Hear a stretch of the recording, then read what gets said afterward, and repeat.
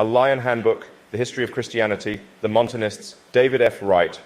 An enthusiastic young Christian named Montanus began to attract attention as a prophet around AD 172 in Phrygia, a region of Western Asia Minor. Two prophetesses, Prisca and Maximilla, soon joined him.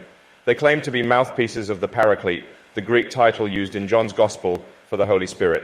At times, God spoke through them in the first person, as with the Old Testament prophets, "Man is a liar, and I move over him like a plectrum." They were the new prophecy. Their main message was the nearness of the end and the return of Christ. For this, Christians needed to be fully prepared. Montanists called all Christians to a demanding asceticism. Marital relations were to be abandoned in favor of chastity, fasts multiplied, and food eaten dry. The Montanists' holy, spirit-led communities at Pepuza and Timian in Phrygia were named Jerusalem. Maximilla predicted, "After me there will be no prophecy, but the end." Through their oracles, they urged Christians to relish persecution. Do not hope to die in bed, but as martyrs. Montanists were gloriously martyred in Gaul and Africa. The most distinguished Montanist was Tertullian of Carthage in his later life. He too believed that the prophecies given by the Paraclete perfected the Church's discipline by refusing forgiveness for serious sins after baptism and banning remarriage and flight from persecution. The Montanists soon ran into trouble. In Asia, they were excommunicated by the first synods of bishops known of in the history of the Church. Why they were condemned is uncertain. They were fanatics, but not heretics.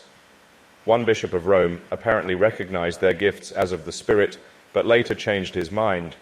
Their visions, speaking in tongues, and intense religious excitement attracted suspicion.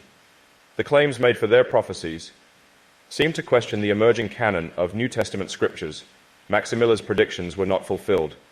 The Montanists scolded the unspiritual church for rejecting their Paraclete. In short, allegiance to the new prophecy created discord at a time when the bishops were working towards a united, stable church, which conformed with the tradition of the apostles. Montanist groups survived into the 5th century in Africa and longer still in Phrygia. The church lost something by excluding them. Despite their excesses, the Montanists stood for the conviction that the Spirit was as active in the contemporary church as at the beginning. Greater manifestations, not lesser, were promised for the last days. Their similarity to today's Pentecostal and charismatic movements has often been exaggerated.